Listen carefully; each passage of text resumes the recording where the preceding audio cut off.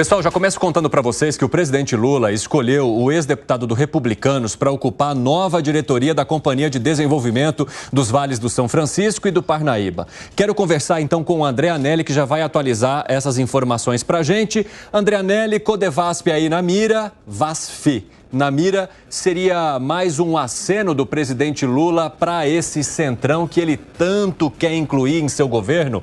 Bem-vindo, boa tarde para você. Obrigado, Evandro. Muito boa tarde para você. Boa tarde a todos ligados no 3 em 1 aqui da Jovem Pan. É exatamente isso. É uma questão de tempo para que o presidente Lula acabe fazendo essa indicação, então, do ex... André Anelli, eu acho que a gente estava com um probleminha ali no áudio. Bom, para mim dava para entender, mas se é necessário fazer algum ajuste ali, ajusta então o André Anelli. Pode deixar que eu vou seguindo por aqui. O André Anelli, ajustem ele lá e já já a gente volta a conversar com ele então. Pessoal, mais uma indicação, dessa vez de um deputado do Republicanos, que já pertenceu ao PDT, depois fez uma mudança para o Republicanos, diante de um apoio que ofereceu a Jair Bolsonaro ali atrás. E agora ele indo para um cargo que foi inclusive criado ali na Codevasf para que ele assumisse. Como é que vocês enxergam mais esse aceno bem intenso do presidente da República para esse partido que integra o governo também, por meio de um outro ministério, que é o de Silvio Costa Filho, que é o Ministério de Portos, hein, Luiz Felipe Dávila? Olha, a Codevasf é uma espécie de ficha suja corrida. Eu nunca vi uma coisa igual a Codevasf. Faz tempo que na Codevasf não tem alguém com currículo limpo lá. Então vamos ver agora essa indicação, mais uma indicação aí do Centrão, mais um problema. Daqui a pouco o Lula vai ter que criar o Ministério dos Bombeiros, porque já tem Juscelino Filho, Codevasf, só tem história, começa a ter história complicada para ter que contar. Então, mais uma vez, mostrando que o loteamento é feito em torno do apoio do Centrão, cada vez mais, hoje, o alicerce que lhe defende e entrega alguns votos que o governo precisa. A gente está falando aí de Gil Cutrim, hein, Fábio Piperno? Nesse teu retorno, como é que você avalia mais um integrante do Centrão no governo Lula? Vai resolver o que o governo quer em termos de apoio em pautas que são importantes, ou isso está dando cada vez mais poder e tirando aquele que o presidente da República gostaria de ter? Vai resolver mais ou menos até a semana que vem. Até a segunda página. Centrão... Veja, o apetite, o Centrão ele é insaciável e ele sabe jogar o jogo. Ele sabe onde tem verbos, onde tem cargos. A Codevasf é algo que...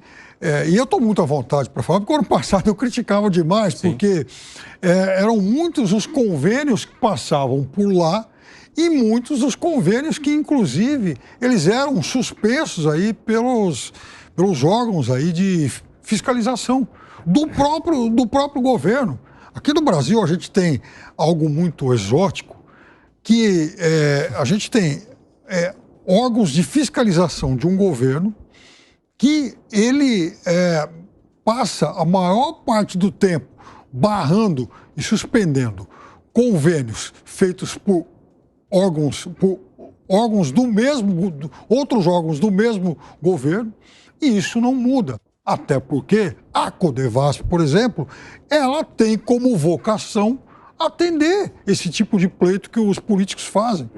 E aí, a gente, mais uma vez, vai cair naquela história de que é óbvio que isso, a forma como as coisas ocorrem e a forma como o voto é feito, ele dá margem, dá mais vazão a isso, porque é evidente que se o PT ganha a eleição para presidente, mas ele elege 68 deputados em 513, em algum lugar ele vai ter que buscar esse apoio e sabe-se lá como isso é negociado. Agora esse apoio está custando cada vez mais caro, porque, por exemplo, essa medida provisória que veio sobre a Codevasf, ela previa o aumento ou reajuste salarial daqueles que trabalham lá. Junto com essa medida provisória, se encaminhou essa criação de vaga justamente para acomodar uma pessoa.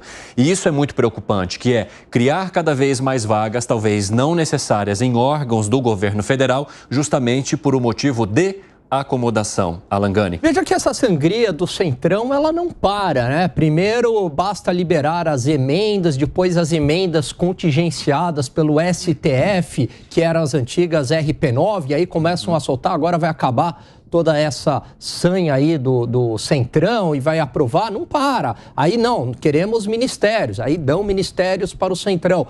Não basta, né, apenas aí os 2 ministérios, vamos agora turbinar via segundo escalão aí do governo por meio desses órgãos. Então, Codevasf, Caixa Econômica Federal, e cria-se uma diretoria justamente para ter acesso a verbas. Vamos lembrar que a Codevasf já está também sob domínio do Centrão, aliás, num outro partido, que é a União, ligado a Elmar Nascimento, a presidência ali. E aí cria-se essa diretoria para acomodar os republicanos. Agora, é difícil saber onde que isso vai parar. Por quê? Porque isso vai aumentando o gasto público, vão criando também cargos, essas despesas dificilmente elas voltam e quem acaba pagando o preço é a mesma turma de sempre. Gustavo Segré, quem acaba pagando o preço? Nós, todos. Mas eu gostaria de trazer por outra visão. Codevasf é a Companhia de Desenvolvimento do Vale de São Francisco e Parnaíba. Quando você inventa um cargo, é que esse cargo não era necessário. Então, em lugar de dizer, cara, eu vou pagar para alguém para ter os votos que eu preciso, eu invento um cargo, pago para esse alguém, fica dentro das leis e das costumes de alguém que não precisa estar aí, que ninguém sabe para que está aí, mas ele está aí. E a troca é, em teoria, como muito bem o Piperno disse, resolver a questão até semana que vem. Mas, gente, isso é aumento de gasto público. E alguém pode dizer, não, mas é um cargo mais. Mas ele vai com secretária, motorista, cafezinho, assistente, assessores, imprensa, um monte de coisas que hoje não está. Então, são diretores, né? Não são salários baixos. Não né? são. Nós não estamos falando de mixaria aí, não. E aí você vê, é preciso? Claramente não. Porque senão estaria essa diretoria de antes. Não seria inventado uma diretoria. Numa empresa que, no seu passado, tem muito histórico de coisa errada. Então, era necessário? A resposta é não. Mas tudo seja para ganhar um votinho a mais quando a gente precisa nessa questão na defesa da aliança de governabilidade. Mas o que está sendo feito é pago para você aprovar o que eu te levo. Fala, Dávila. Não, mas é que isso vai além só do voto do Congresso. Isso tem a ver com a eleição municipal do próximo ano. Onde é que o PT está hoje arregimentando o maior número de filiados ou de candidatos possíveis? É justamente na região Nordeste. Então o PT está investindo forte no Nordeste porque está perdendo quadros nas regiões mais populosas do país. Engraçado, o PT está seguindo o curso do que foi a Arena, o partido do governo na época militar, que começou a ser expulso dos grandes centros metropolitanos pelas vitórias do MDB naquele tempo, e aí tinha que caçar cada vez mais voto, fazer cada vez mais mágica para manter a sua maioria no Congresso.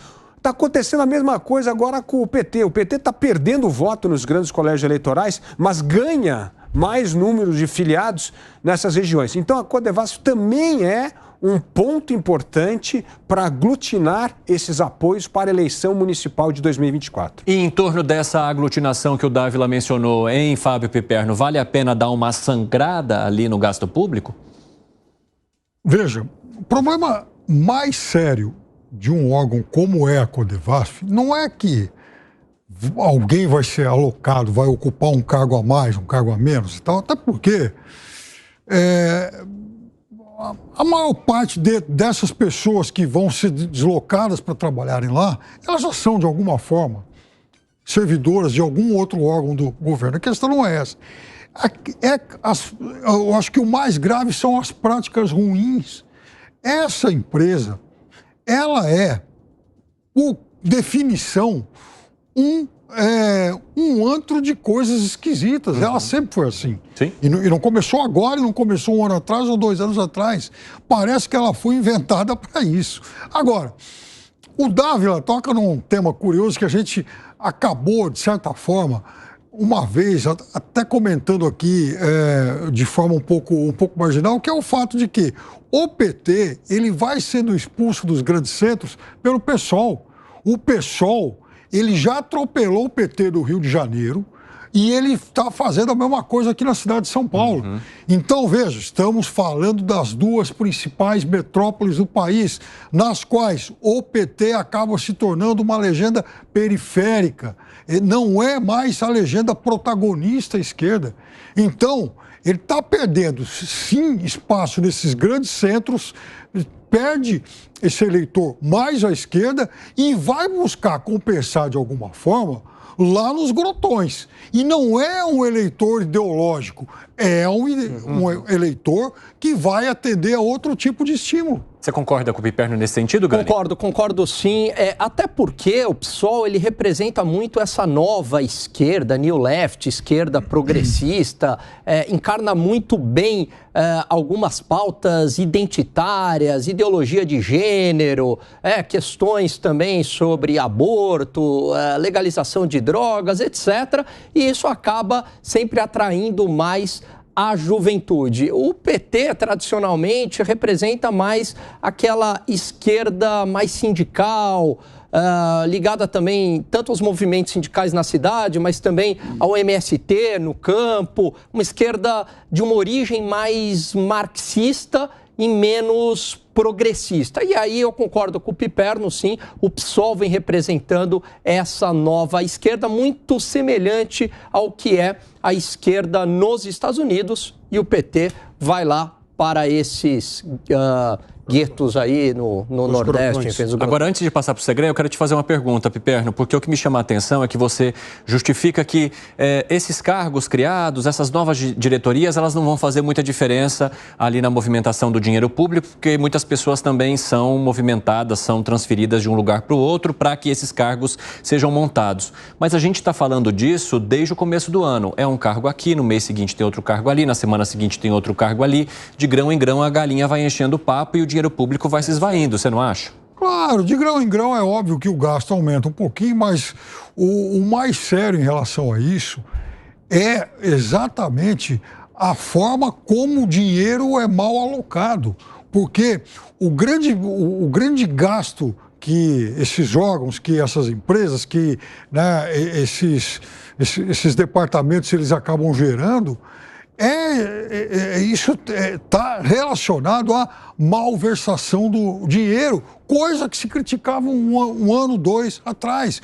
Quando a gente falava em Codevasf um ano, dois atrás, ela aparecia como manchetes, por quê? Sim. Porque exatamente ela era um sorvedor de recursos, porque era um local onde se identificavam práticas ruins. Agora, isso não vai mudar. Sim, mas isso também foi conhecido, então, pelo governo do PT. E por que ele não faz nenhuma mudança nesse sentido, hein, Gustavo Segre? Porque não compensa fazer mudança. Deixa aí do jeito que está. Se tiver alguma coisa esquisita e for pego... Eu digo principalmente porque eram pessoas desse governo que criticavam as manutenções que eram feitas na Codevasf lá atrás. E agora a gente está vendo a criação de uma diretoria justamente para essa companhia. E aí é que eu discordo com o Piperno em relação a que um carinho a mais pode não fazer diferença. Quando você pega números, eu gosto de dados concretos que são argumentos não rebatíveis. 8.900 pessoas saíram do governo Bolsonaro com cargo de confiança. Primeiros 3 meses do governo do PT já eram 21 mil. Isso é gasto público. Se tivesse 8.900 e fosse para 8.900, equipararia. Mas saiu de 8.900 para 21 mil. Quando você coloca, e eu vi aí o Gui Coutrin, qual é a bibliografia, o currículo? É um ex-deputado, terminou o seu mandato, então não está sendo alocado de um lugar para o outro. Aí tem um salário que não estava. E ele vem junto com um monte de gente. E essa gente que coloca são pessoas de confiança dele, que muito provavelmente não está no governo também. Multiplica isso por 21 mil pessoas de cargo de confiança, e aí é o exemplo. Se a gente está com um gasto superior, você não sai para jantar fora, você não vai de férias a lugares caros, porque você tem que mostrar para seus filhos que o exemplo é fundamental. Então você contém a sua despesa. Quando o governo está discutindo chegar ao equilíbrio fiscal, como o ministro Haddad está tentando, o presidente fala, não é importante, 0,25, 0,50. E você tem esse tipo de atitudes em que aparece um cargo inventado, e se está inventado era que não era preciso, com um monte de gente, isso é gasto público. Isso não é um bom exemplo para quem deveria cuidar do recurso público. Dávila, é muito parecido também com a criação do Ministério do Microempreendedor, né? Ou Ministério do Empreendedorismo, que até agora não conseguiu ter atuação nenhuma, porque nem sequer os principais cargos têm, justamente porque talvez nem deveria existir. Verdade. E aí, tocando no ponto do segredo, que eu acho importantíssimo, o Brasil hoje arrecada 37% do PIB, certo? Só que gasta 36% com a máquina pública. Sobra 1%. E o que é esse 1%? É o dinheiro do investimento, cada vez menor. Nós temos a menor taxa de investimento público na história do Brasil. Por quê? Porque o gasto público cresce muito.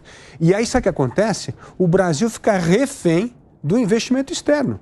Porque tem que viver do capital externo. Porque se não tiver capital externo, não tem dinheiro para investir.